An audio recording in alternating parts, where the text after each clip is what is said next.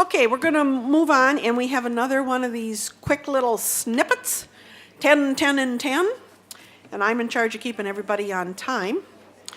Our first presenter is Ann Brosowsky, and she's going to be talking on reproductive life planning. Ann is a community education specialist at Planned Parenthood of Wisconsin. So help me in welcoming Ann, and we'll do questions at the end, either by hand with mic. We want to make sure you use the mic because otherwise the information is not going to be recorded. So that's why we're kind of adamant about the mic. So we'll do questions at the end. So Ann?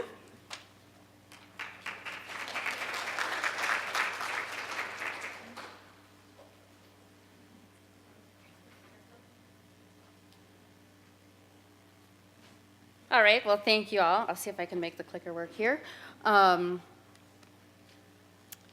I have nothing to disclose, essentially, except for the fact that I will say that I am not a clinician.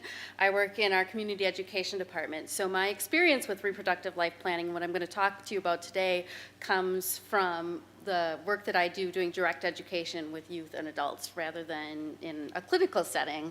A lot of times I might be in schools or other settings. Okay, the objective is to describe how reproductive life planning can be used to reduce unintended pregnancies and sort of understand why that's significant, because we also want to improve patient outcomes as well as pregnancy outcomes. And just sort of something that I like to bring up that's kind of dramatic is that if we look at 100 sexually active women who do not use birth control for 1 year, and this is assuming that they are having sex with a partner who can potentially get them pregnant, at the end of that year, 85 are pregnant if they're not using any birth control at all. And this is among women who are, reproductive age between 15 and 44. Obviously, it may swing higher or lower depending where you are on that scale, but it's just kind of an average. When we think about pregnancy intendedness, there's actually, it's kind of stark, I think, in the United States, because unintended pregnancies account for about 49% of all of the pregnancies that occur each year in the United States. And this number has been pretty stable for many years now. When we talk about intendedness, this can mean either that they were mistimed, which would be, I want to have kids someday, I just wasn't planning on it being today. Or they can be those that were really, really unwanted. So like, I was not planning on getting pregnant ever, and now this happened. But significantly, among those 50% of unintended pregnancies, 50% of those unintended pregnancies occurred in a month when a couple was using birth control. So we also have to be looking at how people are using birth control. Are they using it consistently, and are they using it correctly? Intent does matter, as you all know, that women experiencing unintended pregnancy, we know they experience higher rates of violence, they're at greater risk for physical abuse, and just because they're not accessing prenatal care necessarily, they're at risk for negative pregnancy outcomes when they do give birth.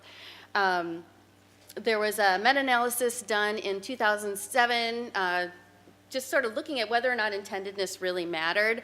And I should put the caveat in there here that even if pregnancies are unintended, it doesn't necessarily mean that those children who are born are not wanted, not loved.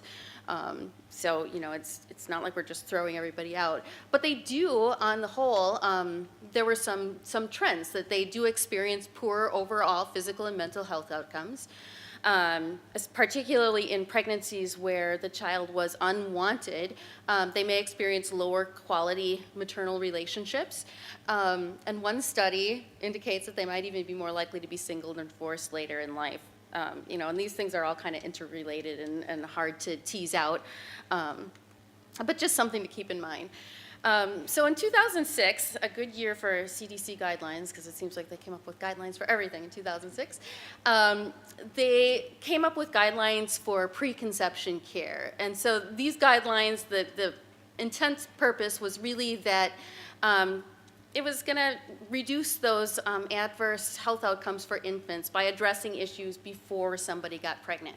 So increasing knowledge and attitudes of people before conception takes place. So getting them to think about what's going to happen even before they get pregnant, instead of like after the fact and then like having to come up with a plan. Increasing access to health services, which seems like a no-brainer. You know, the more people we get in, the more we can address these issues. Improve interventions if somebody has had a previous bad pregnancy outcome. What can we do to make sure that the future pregnancy is healthy? And reduce the disparities, which are pretty significant in adverse pregnancy outcomes. Interconception care really encompasses all of these things.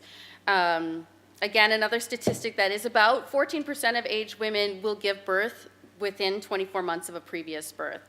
So the concept of interconception care refers to what are women doing in between their pregnancy.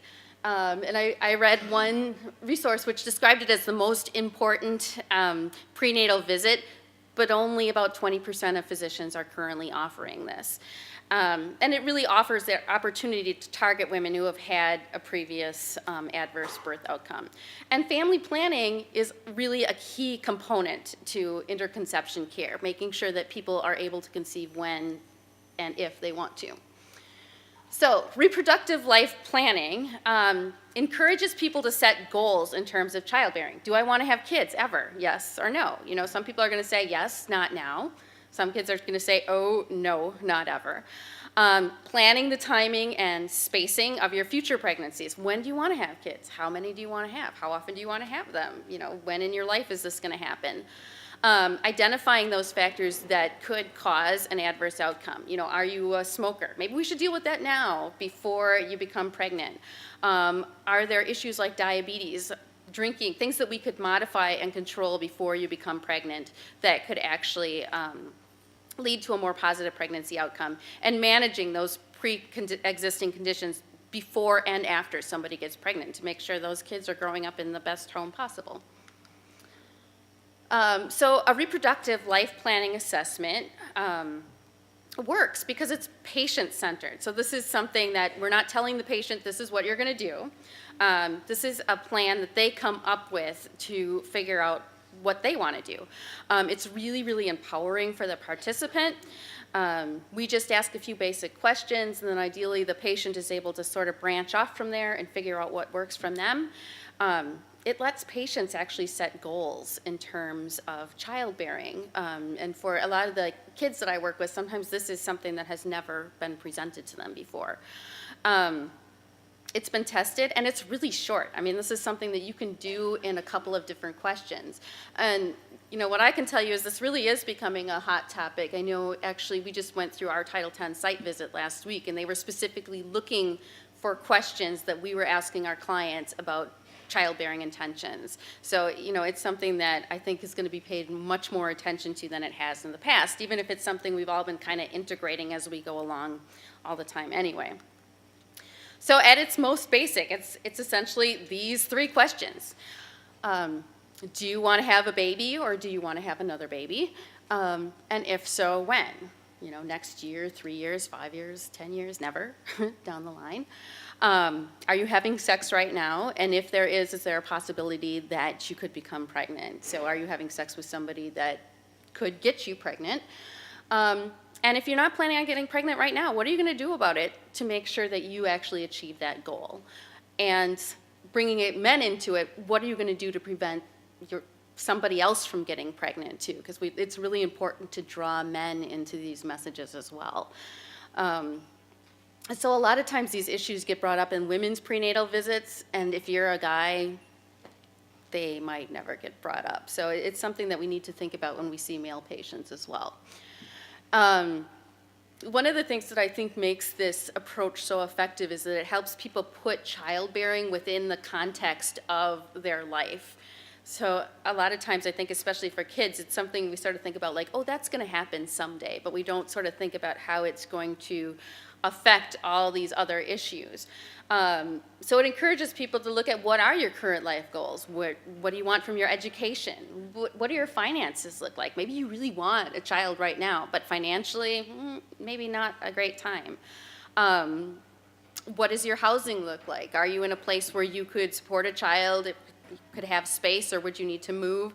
What do you want from your career? Is this an environment when you would want to raise a child? What do your relationships look like? I already see the 5-minute sign. I know it's going to be hard for me to condense this all in. Do you want to have more children someday? What is your current health status? What is your family health history? But the important thing to remember is that this is always subject to change. So we can be talking to somebody about creating a reproductive life plan when they're 16. This is going to look really different than when you're talking to somebody who's 40. Because when you're 16, you're like, I want 3 kids, and I'm going to space them 10 years apart. But when you're 40, you're like, oh, that clock is ticking. I better have one and then pop out the next one as soon as possible because I don't know what's going to happen next. So all of this stuff can certainly change. Again, just thinking about how to ask the questions. If you want to have kids in the future, how many do you want to have? How long would you like to wait between pregnancy? What family planning method are you planning to use? And how sure are you that you will be able to use this method, which I think is really one of the key questions to this. Again, the no questions, it's actually really a similar sort of diagram, if you think about it that way. And is it possible that you could ever decide you want to become pregnant again? So getting at that sort of question, is permanent birth control an option or maybe not? You want to develop a health history to figure out if somebody has any chronic diseases, if there's any familial health factors that might affect pregnancies. Are you in a safe relationship? Are your vaccinations up to date? And again, you've probably seen this chart in a lot of different forums today, talking to people about birth control effectiveness. A lot of it you can see is really dependent on dosing schedule. So the ones that are sort of those long-acting reversible contraceptive methods tend to be the ones that are much more effective, like the implant, like the IUDs. But we may need to do a lot more education with people around getting them to realize that those are safe, viable options. And sometimes if I'm presenting a chart like this for youth, you sort of present at the bottom, and with no method, you know, that's like 80%. But we also need to think what affects effectiveness for people, so that when we look at those hormonal methods, I mean, they're all, if we look at, you know, the perfect use, they're all have roughly the same effectiveness levels. But different things can affect how well people use them. You know, if you have a daily dosing schedule, that might not work for you. Conflicts with school, side effects, costs. What does your partner think about the method that you've chosen? Does your partner want you to be using birth control in the first place? What does your relationship look like? Do you want to get pregnant to keep a partner, or do you have a solid relationship? What is your living situation like? And finally, housing instability, I think, is a big one that often gets overlooked. When we have kids that are being bumped from home to home to home or are homeless, and you know, we're handing them a pack of pills and a bunch of condoms, but they don't have a place to keep them. That can make a real impact on their ability to contracept effectively. So finally, these are sort of things that, again, we do. Just when you're using this method, use sort of those open-ended statements. What are your thoughts about having children in the future? How do you feel about your current birth control method? Tell me about how you and your partner talk about this. Again, there's some lists of really good sites. The CDC has published a tool, which I've included in your handout. Feel free to make your own. It's not the best. Again, I'm going to push the bedsider.org website. There is lots of information about Bedsider in the next room on your resources table, but it allows people to set up reminders for when to take their birth control and appointment reminders, as well as providing a lot of information about birth control. So that can be really, really handy for people. This may be the fastest I've talked ever, so I apologize for that.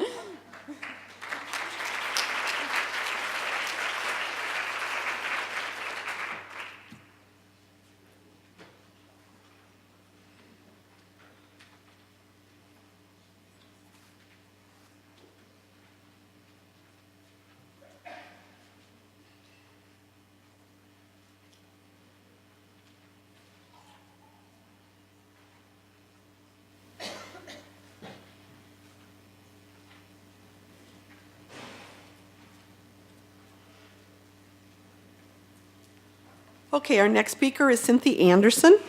Cynthia is a ACOG Fellow and Assistant Professor of Obstetrics and Gynecology at UW School of Medicine and Public Health, and she's also the Director of the OBGYN Residency Clinic. She's going to be speaking to us on obesity in pregnancy, implication, and opportunities. Cynthia?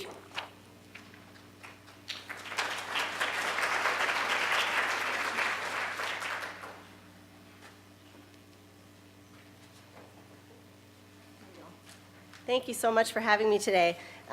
So I also have nothing to disclose at all, but if anybody has anything they would like to contribute, you can feel free to approach me afterwards.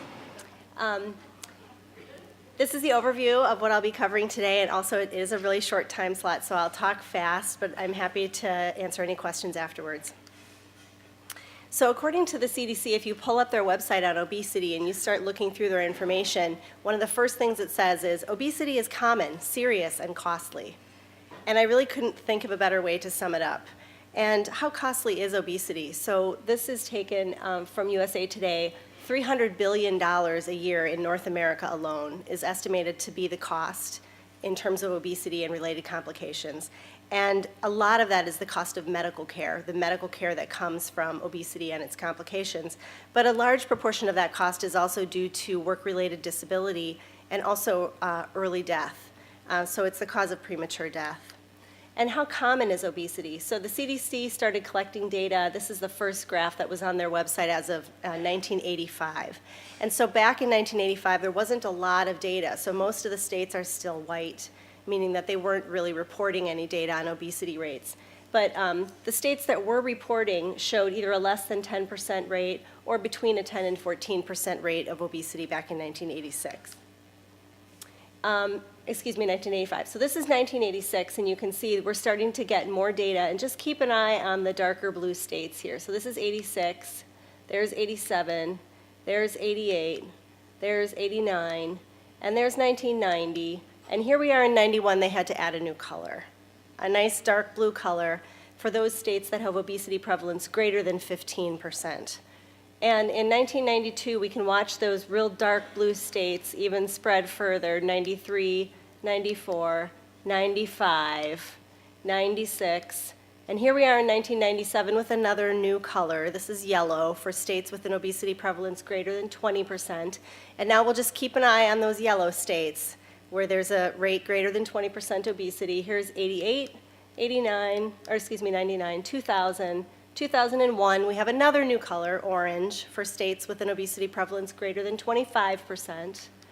Here's 2002, 2003, 2004, 2005. We have another new color, red, for states with an obesity prevalence greater than 30%. And just keep an eye on those red states. Here's 2006, 2007, 2008, 2009.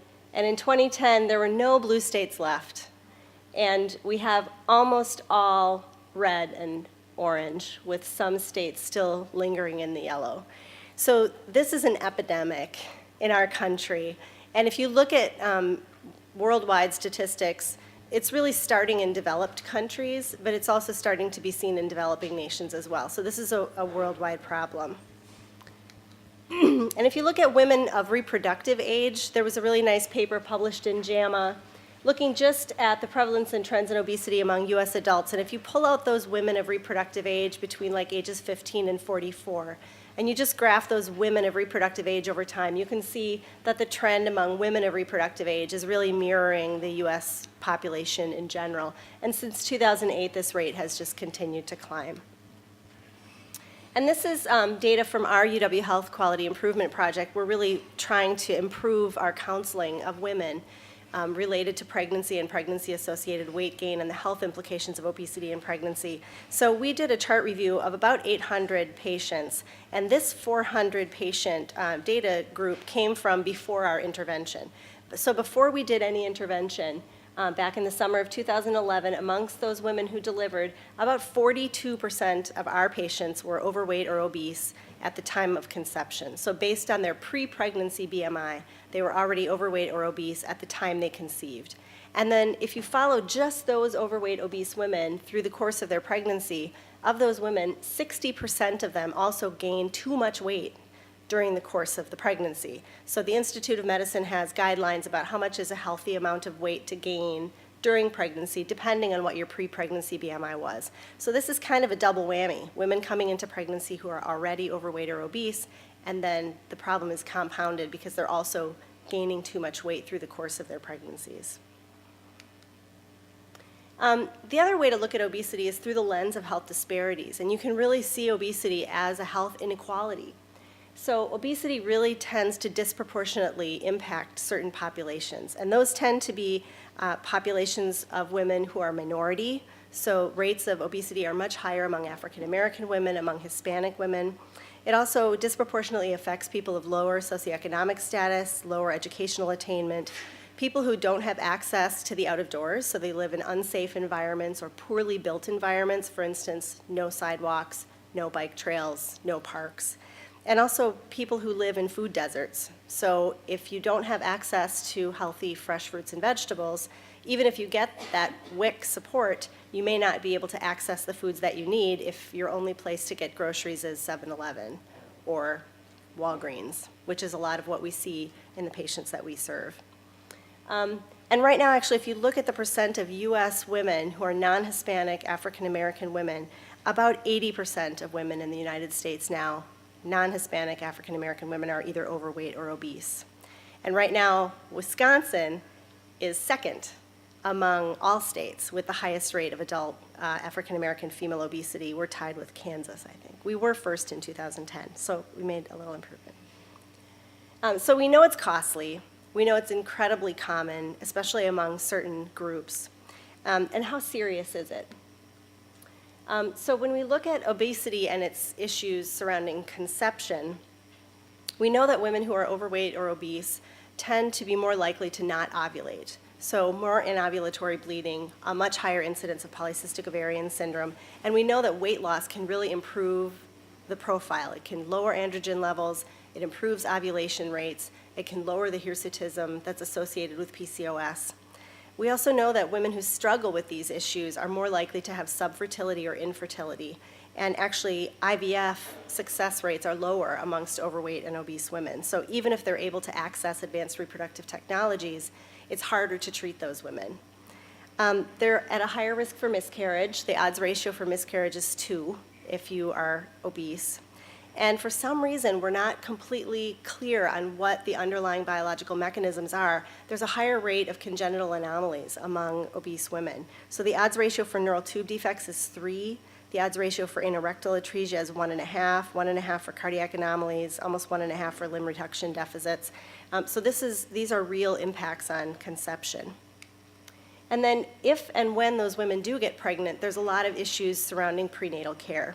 So we already talked about the congenital anomaly issue and that it's more likely that their pregnancies will be complicated by those problems. And so we're often talking with women about, do they want to undergo screening for congenital anomalies or genetic defects?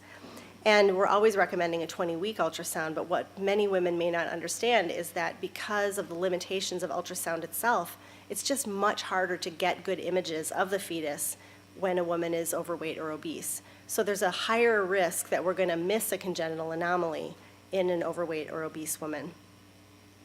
Oftentimes it's difficult to measure their fundal height.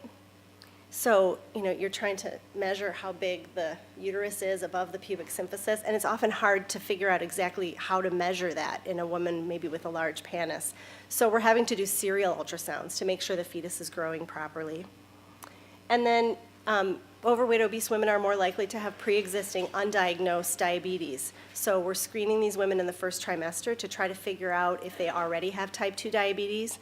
And if not, many women do have prediabetes or insulin resistance, and then we're dealing with that. More likely to suffer from hypertension in pregnancy, 42% increased risk of having urinary tract infections in pregnancy, which we know cause a higher rate of kidney infections, which can be life-threatening.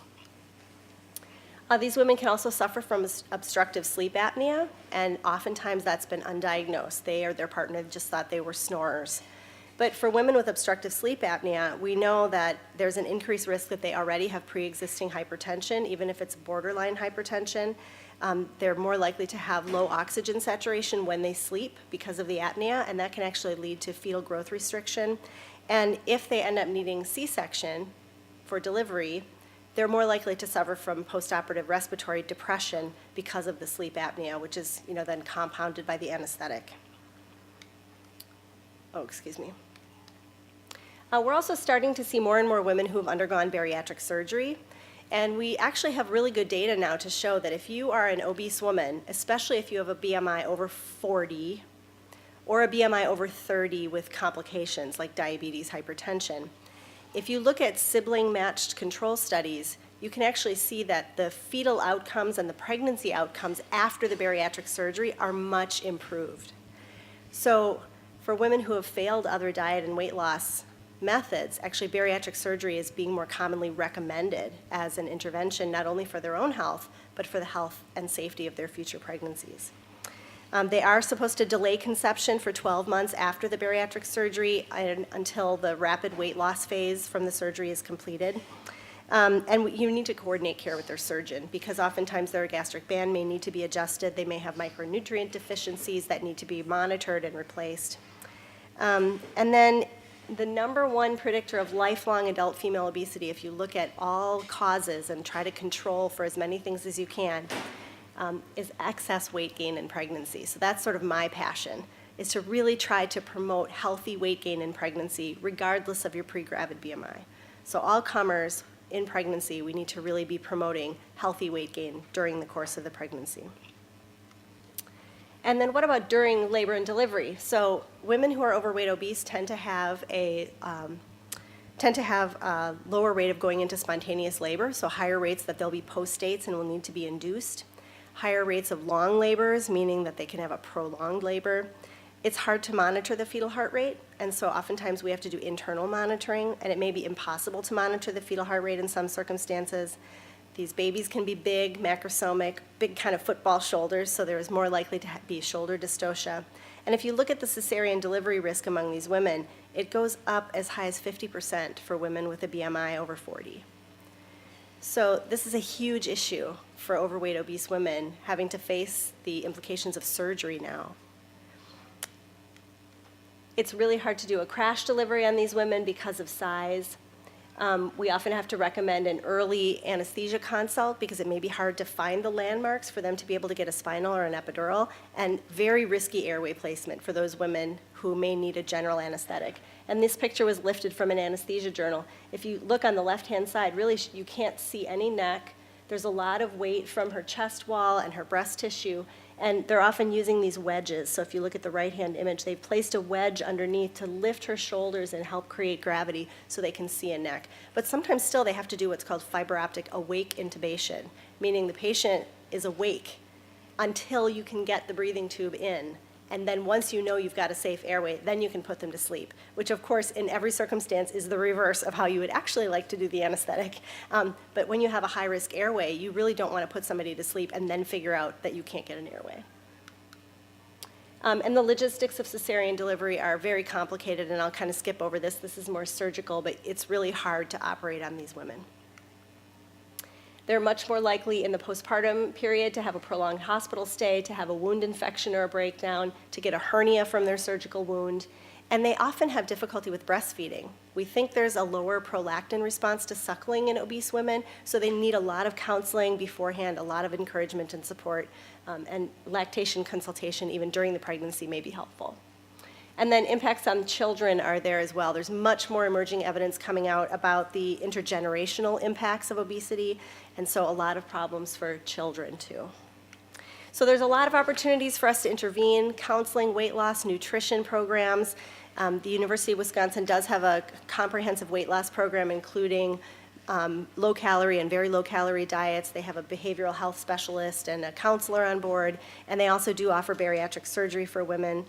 But what I'd like to say is, following Anne was really nice because she said all these great things about planning pregnancy, and I'd really like to make a plug for preconception and interconception counseling. I think we don't do a good enough job in doing a reproductive life plan with these women, and I think the urgency for overweight obese women is very pressing to help them understand the implications of their weight on the pregnancy-related issues.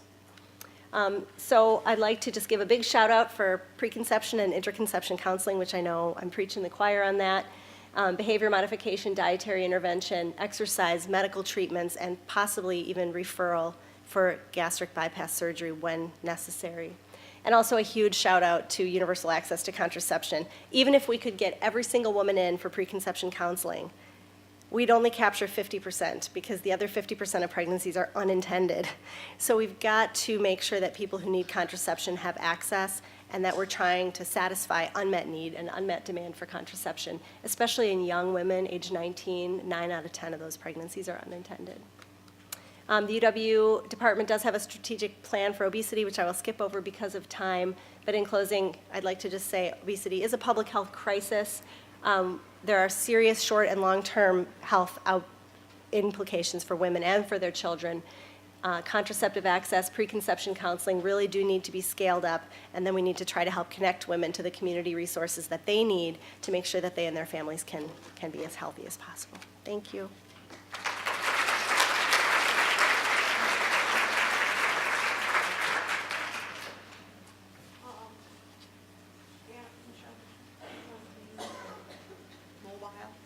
So this one needs to go off? Well, just sort of tuck it out. I'll do your introduction and then I'll just push that one on. Okay, our next speaker is Andi Manzer. She's going to be addressing opiate addiction in pregnancy. Andi is a maternal and child health nurse with the Band River Band of the Lake Superior Chippewa. And she works with Honoring Our Children Project to provide education, referral, and home visiting service, including prenatal, postpartum, and infant assessment. So welcome, Andi.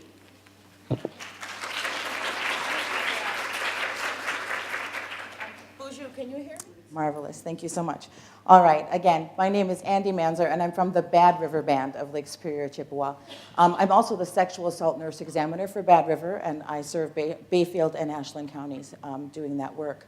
Previously to this job I took 3 years ago, I was an ER nurse and had absolutely no experience with opiate use in pregnancy. When they came through the ER, they were either shipped out to OB after 26 weeks, and it's not something that we would take care of. When I took this job, and I realized that this is at epidemic proportions on our reservation and in the community that we serve. So I don't have any affiliation with anybody really. So let's see. In doing some of the research and some of the numbers, I just found that the portion of infants was increasing. It's tripled 5 times. I would say that that's got to be old data at this point. There's such a stigma of women who are using opiates, whether they're using them illegally, whether they get addicted because they've been treated for an injury, or whatever it is that brings them to that place. They're not willing to come forward and tell somebody that they're taking those opiates because they're afraid. I'm going to lose my child. What's going to happen? I don't want to admit this is happening. And even the ones that have come forward and said they need to have some help and are put on the Subutex and Suboxone are the two, obviously these are what most people take. I'll let you just refer to the slides. This is information I put in, but our time frame is very, very short. Mostly what I see is Vicodin and Oxycontin and people stealing other people's Subutex. What I found that works is being able to communicate with your patient, getting into, talk to them. What are you doing? Do you have a problem? I can help you with that. And reassuring them that coming forward is not going to bring them a punitive repercussions. They're going to be helped. We want you to be helped. We want you to be well during your pregnancy. What doesn't work is ignoring the problem. These are the Subutex and the Suboxone that I was talking about. Actually, I'm flipping all over the place here. Subutex doesn't have the naloxone with it, Narcan, the reversal agent. And so they found that Subutex is much often used IV, where the Suboxone, once it's put into the vein, is nullified by the Noxone, by the Narcan. So one of the things that's wonderful about this time is that most women, they want their children to do well. They want healthy babies. And again, I just can't stress the importance of getting to know the people that you're serving. And in my position, I'm not sure public health, how many people have the opportunity to be in-home educators and being with moms on that level, but that's what I get to do. And I'm very, very fortunate that it's something that we're addressing. And we have one doctor that is available in our area that's able to prescribe these medications, Subutex, and he has a limit of 100 prescriptions. and he's prioritizing now to serve prenatal patients. I'm sorry, I'm not very good at this. Some of the things that you'll notice, and when I very first took some of the courses to find out what I was looking at, I was amazed that I was always seeing my clients do this. I just thought we had a high allergy rate. A lot of this, it's the rhinitis, the teariness, of course, the pupils, GI cramps, nausea, and vomiting. These are just more specific types of symptoms that you'll see with people who are in withdrawal. Let's see. Okay, and this is the newborn abstinence syndrome, because not only are the moms taking these drugs, but their babies are affected. And we're having more and more babies that are born in our community who are addicted. And we simply don't have the ability to care for them in our area, so they have to be shipped out to Duluth, sometimes Minneapolis, for treatment. I have included in their very back the Finnegan scale, which we used, the nurses in our hospital are using to monitor babies for their symptoms. What I did find that was happening with moms is babies were going home. When 7 days, they were calling me saying, Andi, baby's not taking, I don't know what's happening, they're not taking their formula. I think we need to move to soy. It's about 7 days postpartum, post-delivery, that the babies start having GI symptoms, and one of those is rejecting their formula. With the infants, what you'll notice a lot, and again, those are in the handouts that I included with the PowerPoint, is excessive sucking without any actual swallowing. Irritability, excess crying, the voracious appetite, but it's more the voracious sucking from what I've seen, and then sneezing, yawning, tearing. I have heard of the clonidine and the phenobarb treatment in the hospital, but what I've actually heard more using the diluted morphine, and then, of course, shipment to a higher level care. Abrupt withdrawal.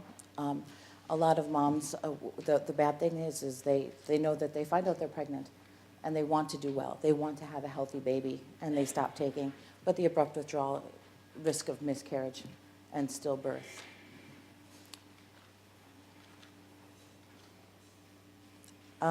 These are a little bit more than I wanted to get into that. Methadone is also another drug, Suboxone and Subutex. But what I really wanted to focus on is the fact that a lot of times there's just not a lot of information that the moms are given from their healthcare providers, or misinformation that I've taken this during my pregnancy, I shouldn't breastfeed. When the truth is you want to encourage that breastfeeding. Babies have a better time during that withdrawal period if they are breastfeeding from a mom who's being treated with Subutex or Suboxone, whichever one that her provider has put her on. The hope is that she's not going to be getting these drugs from the street. At least it's regulated. Outpatient management of the neonatal opioid withdrawal. 1 and 2 week visits while the infant's on methadone. I have not yet had a child that's been released on any kind of a medication management, thank goodness. But we do increase intensive home visiting services for the patients that we know are recovering. We also are able to refer them to AODA. We have AODA right on site in our clinic on Bad River. And we really do try to get in with those moms too with the ASQs, the developmental assessments, early and often at 2, 4, 6, 8, 9 months, 10 months. And breastfeeding is always recommended, of course, unless the mother has HIV. Let's see. This is a fabulous website. This website here will tell you all of the opioid treatment centers in the state of Wisconsin. Why it's put up like this is because I couldn't figure out for the life of me how to get it to copy onto a PowerPoint, but that's the website. It'll have a pull down for your state, and you'll be able to find all of the treatment centers, their address and phone numbers. So basically, I didn't even take up 10 minutes, but I'd be happy to answer any questions at all. I actually have a question. How many of you work in home health? Anybody else? Just one? It's an interesting and a very, very rewarding thing. Like I said, I've spent 20 years working in the ER, And just recently was blessed to have this position where I'm able to get into the homes and help on the ground level. And this is an incredibly important issue, and nobody wears a sign. You can't tell who's using those opiates. You don't look like you're using opiates. They don't look like junkies. They look like anybody. They look like just anybody on the street. And so being able to identify that, assisting them and empowering them to say, you can work through this and I'll help you get there, has been a very rewarding experience, and we're making a difference. Miigwech.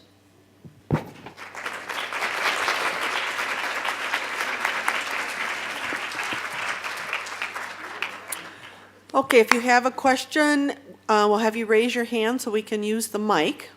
And while you're all thinking of one, I have a couple. You talked about transferring the babies for further care. So is the further care that they're trying to wean them off the drugs that their mom used? And are they using drugs to do that, and then the baby goes home on drugs besides to help them wean? Or how does that whole process go? Please.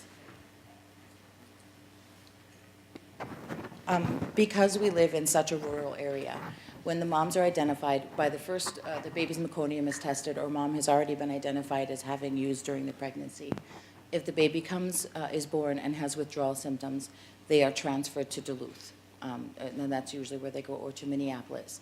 The drug therapy is done in the hospital. They'll wean them down with morphine, and as long as then ICW, in our case, which is Indian Child Welfare, will assess the family, find out if the family is able to have that baby come back home. And generally they are offered more supportive services, and the babies do come home with the parents, especially if they seek treatment before the baby is born, because then you know that they are aware that there's a problem. It's a little more difficult if the babies are taken at the time of the hospital, then the assessment and having mom and baby separated at birth is much more likely.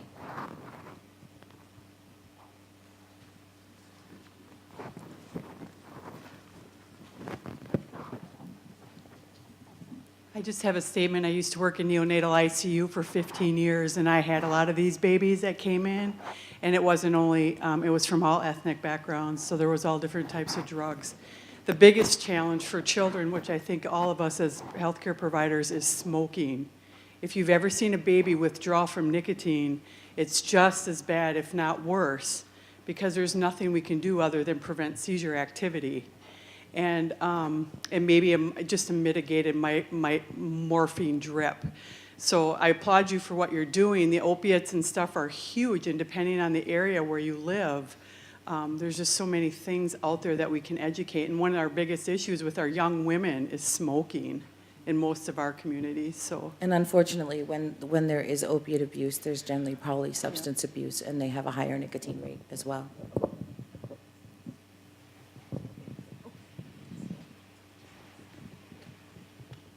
Oh, I have a question for Cynthia, or Cynthie. What, because we have, look out at this audience, we have young folks, middle folks, and us gray folks. We probably all have heard a different range for weight gain in pregnancy. So what's the most recent scoop on permissible or average or recommended weight gain in pregnancy? Right. I actually don't have all those ranges memorized. I will admit that, because I have a handy-dandy trick. The Institute of Medicine in 2009 revised its guidelines. So if you just Google Institute of Medicine 2009 gestational weight gain, there's a chart that comes up. And it really categorizes women based on their nutritional and caloric needs, based on pre-gravid BMI. So your BMI should be, if it's not already known, it should be taken at the first prenatal visit as early in the first trimester as possible. And then based on that pre-pregnancy BMI, our electronic medical record now spits out to me exactly what the Institute of Medicine would recommend for healthy weight gain during your pregnancy. The thought is that right now, women who fit into the category of obesity are all given the same weight gain goal for pregnancy.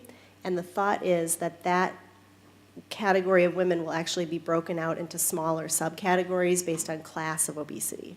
So class 1 obesity would be BMI 30 to 35, class 2 obesity would be 35 to 40, class 3 obesity is greater than 40, and we're seeing women now with BMIs of 50, 55, 60. So these challenges are real, but the thought is that those classes of obesity are going to be broken down further. And there's some data now to show that women who have a BMI over 40 can actually gain very little or no weight at all through the course of their entire pregnancy.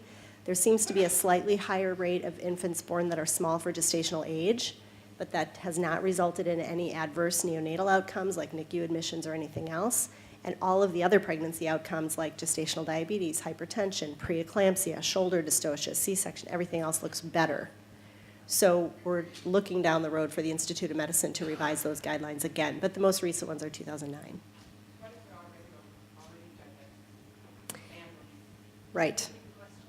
So the question from the front was, what do you do with a woman who's already diabetic and obese? So generally those patients should be cared for by a perinatologist, so a high-risk obstetrician. If they're a type 2 diabetic or an adult onset diabetic and they're on an oral antihyperglycemic agent, sometimes they can be cared for by a regular obstetrician depending on how tight their control is. But certainly a pre-existing type 1 or anybody on insulin needs to be managed really carefully. And preconception counseling is even more, it's always important for all women. And it's, I would say, even more urgent and important for women who struggle with weight issues. But if you have weight issues, and especially type 1 diabetes, now you've, again, raised the level of urgency for the need for pregnancy planning. Yeah. What's the implications for pregnancy? What's the implications of pregnancy for those women that have gone through bariatric surgery? And because that seems to be more and more something that's occurring in women of reproductive age. Right. So women who've had bariatric surgery, like I mentioned earlier, they should really wait at least 12 months after surgery before they even think about conception. And that's because they undergo this very rapid weight loss phase, and they tend to have micronutrient deficiencies during that time, and their metabolism is all over the map. Many of them may still be anovulatory or may experience irregular ovulation cycles. So really they should wait at least 12 months or until that rapid weight loss phase is completed and they've kind of achieved a stable weight. Then after that, once they do start trying to conceive, they just need to coordinate care early and often. So we often work with their bariatric surgeon to figure out exactly what type of procedure that they had and watch for any signs of complication. And if they did have a gastric band, some women will need that gastric band adjusted early in the pregnancy to accommodate. Again, screening for micronutrient deficiencies, replacing those deficiencies when they occur, and then watching for onset of other issues, so growth abnormalities, hypertensive disorders of pregnancy, diabetes.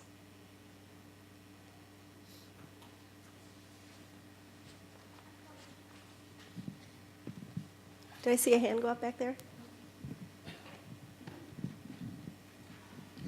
Hi, this question is for Andi. I work with Andi in Bad River, in the Bad River Band of Lake Superior, Chippewa, and we have a lot of our ladies, and I know this is one of the messages she wanted to talk about, so I just had a couple questions for her. But I wanted her to talk about the stigma that it comes to with taking Suboxone or treatment. I think our community is really struggling with understanding that these women are being treated.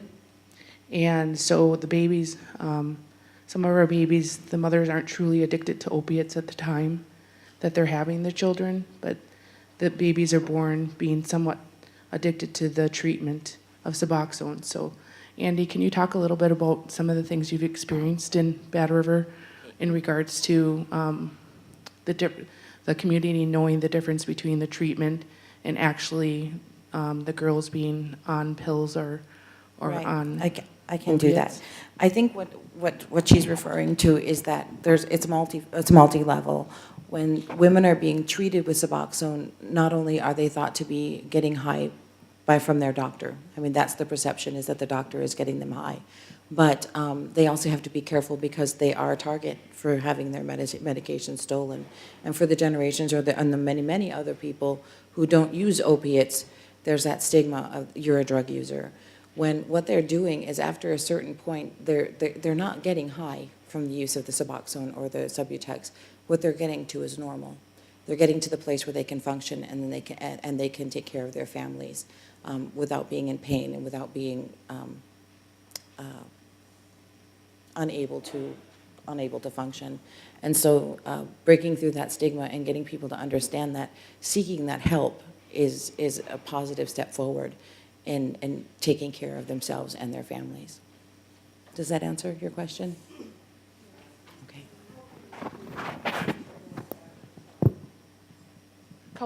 Culturally, we struggle with that with our community because we are Native American, and a lot of our elders, and we respect our elders, they're culturally, it is a wide community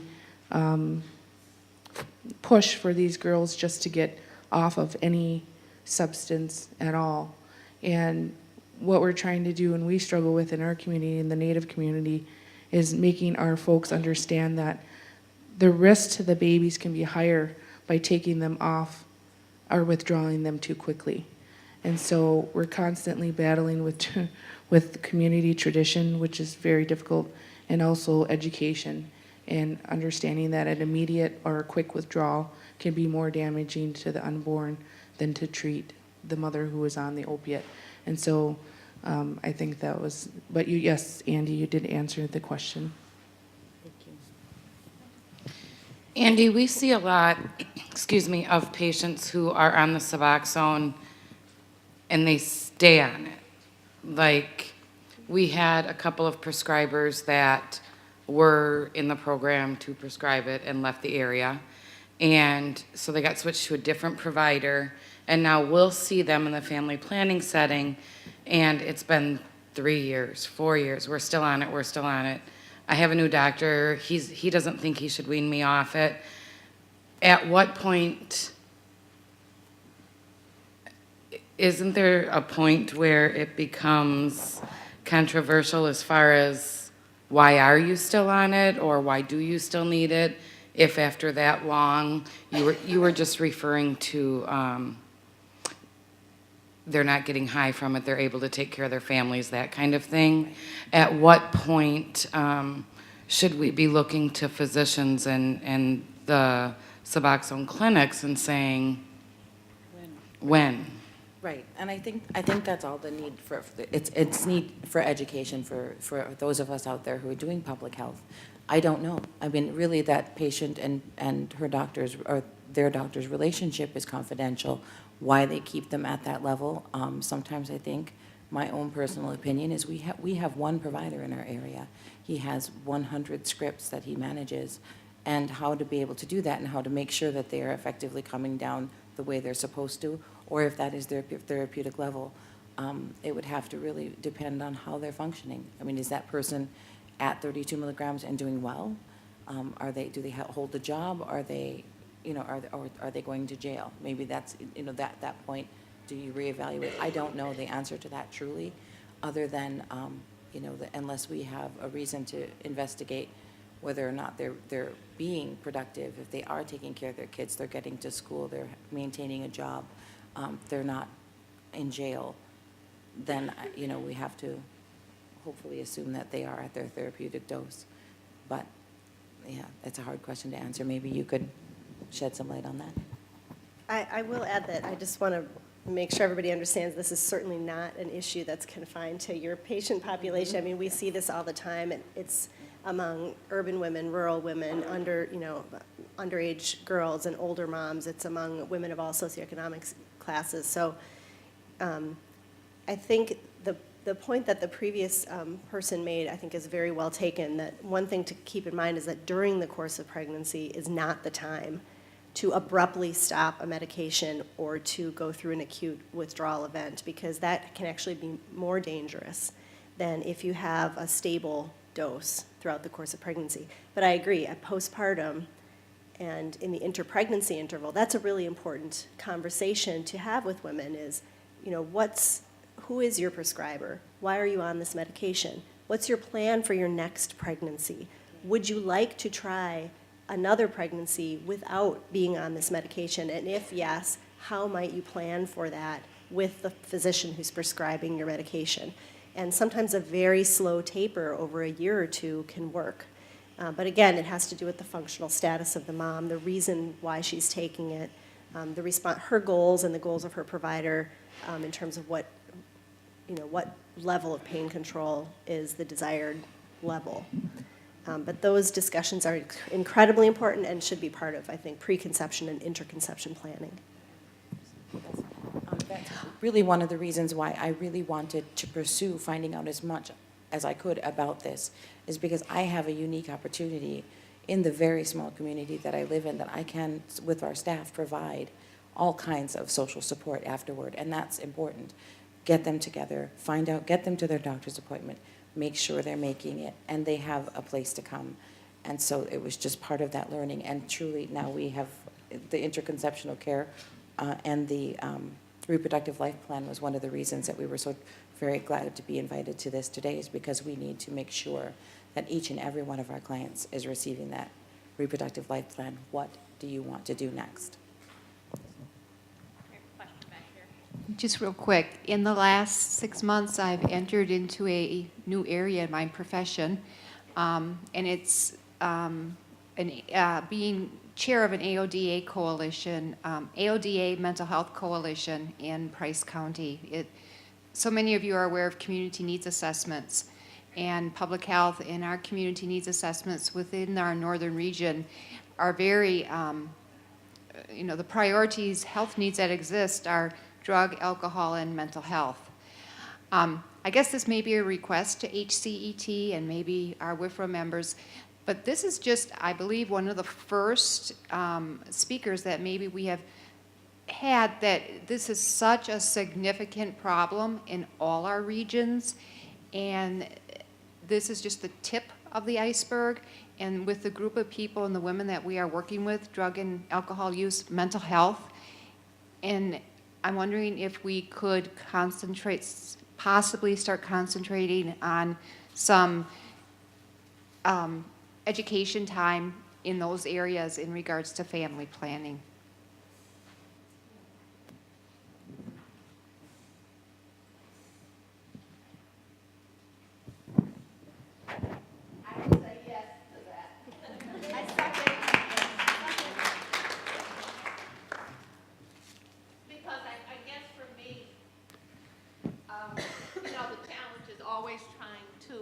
Weave whatever we do and make sense out of everything and try to bring it together as part of this life course. And what struck me with this session here, is that this is really life course. And while we may not clearly define it or put it under family planning, again, I'll take it back to the fact that you are providers, or we are part of this provider network that has this touchable moment. And we're seeing women, when they are part of this challenge in their life. And if we don't be part of initiating that intervention, then we just know how that snowballs into absolute community challenges and just all kinds of family disassociation. And so, again, it's big picture family planning, but I think it's family planning at its very essence.